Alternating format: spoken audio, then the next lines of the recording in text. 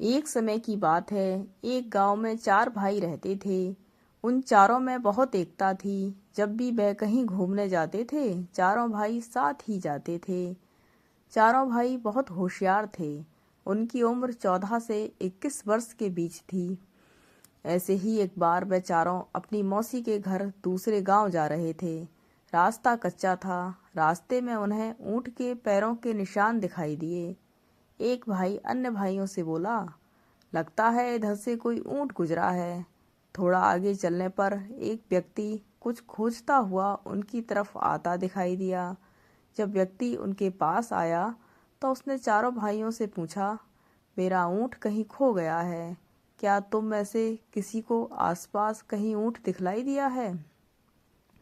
सबसे छोटा भाई बोला, आसपास तो और भी ऊंट हैं। तुम अपने ऊंट की पहचान बताओ। तभी चारों भाइयों में सबसे बड़े भाई ने पूछा, क्या ऊंट का एक पैर टूटा है? तभी दूसरा भाई बोला, क्या ऊंट की पूंछ कटी हुई है? फिर तीसरा भाई बोला, क्या ऊंट एक आंख से काना है? फिर कुछ सोचता हुआ सबसे छोटा भाई बोला, मुझे लगता है उसके ऊपर गेहूं रखे हुए थे। चारों भाइयों की बात सुनकर ऊंट के मालिक को लगा कि अवश्य इन चारों ने उसके ऊंट को देखा है। उसने झट से चारों भाइयों से पूछा, तो बच्चों बतलाओ, मेरा ऊंट कहाँ है? तभी चारों ने उत्तर दिया, हमने तुम्हारे ऊंट को नहीं देखा।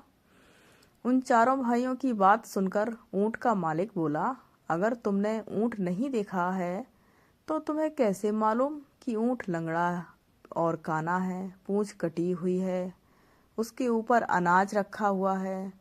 चारों भाई ने एक स्वर में कहा, ये सब तो हमें पता है, लेकिन हमने तुम्हारे ऊंट को देखा नहीं है। ऊंट मालिक के बार बार पूछे जाने पर चारों भाई बार बार यही बोलते रहे कि हमने तुम्हारा ऊंट नहीं देखा। ऊंट के मालिक को चारों भाइयों पर शक हो गया। वह सोचने लगा कि इन चारों भाइयों ने जरूर मेरा ऊंट चुराया है, लेकिन बता नहीं रहे हैं। ऊंट का मालिक चारों भाइयों की शिकायत लेकर राजा के पास पहुंचा और राजा से शिकायत करते हुए बोला, महाराज, मेरा ऊंट कहीं गुम हो गया है और इन चारों भाइयों ने मेरे ऊंट का हुलिया बतलाया है, किंतु कहते हैं कि हमने तुम्हारा ऊंट नहीं देखा। मुझे शक है कि इन चारों ने ही मेरा ऊंट चुराया है। राजा ने चारों भाइयों से पूछा कि जब तुमने ऊंट देखा ही नहीं है तो तुम्हें ऊंट का हुलिया कैसे मालूम है? तभी सबसे बड़ा भाई बोला, महाराज, हम जहाँ से जा रहे थे उस रास्ते पर ऊंट के पैरों के निशान थे। एक पैर के निशान कुछ उभरे हुए थे, बाकी 3 पैरों के निशान गहरे थे। इसका मतलब कि ऊंट एक पैर से लंगड़ा था, जिसके कारण वह पैर ठीक से नीचे नहीं रख पा रहा था। इसलिए एक टांग के निशान बहुत हल्के बन रहे थे। दूसरे भाई ने कहा, महाराज, ऊंट की पूंछ कटी हुई होने का शक हमें इसलिए हुआ क्योंकि जहाँ ऊंट के पैरों के निशान थे वहाँ ऊंट का गोबर बिखरा हुआ नहीं था। इसका मतलब साफ था कि ऊंट की पूंछ कटी हुई है। इसी कारण गोबर पूंछ से नहीं टकराया और सीधा जमीन पर गिरा।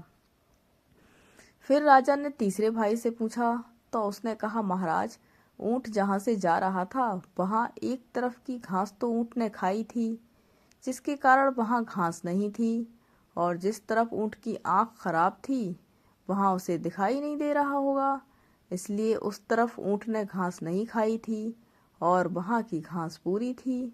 इसलिए हमने अंदाज लगाया कि ऊंट एक आंख से काना था। फिर चौथा भाई बोला, महाराज, जिस रास्ते से ऊंट जा रहा था उस रास्ते पर गेहूं के दाने बिखरे हुए थे, इसलिए मैंने अंदाज लगाया कि ऊंट के ऊपर अनाज रखा हुआ होगा, किंतु हमने इनका ऊंट नहीं देखा है। चारों के उत्तर सुनकर राजा उनकी समझदारी और दूरदृष्टि पर बहुत प्रसन्न हुआ। राजा ने चारों भाइयों से पूछा, क्या वे उनकी मंत्री परिषद में कार्य करना चाहते हैं? चारों ने खुशी खुशी अपनी रजामंदी दे दी। राजा ने चारों भाइयों को अपने सलाहकार मंडल में जगह दे दी। अगर आपको कहानी अच्छी लगी हो तो प्लीज़ लाइक करें।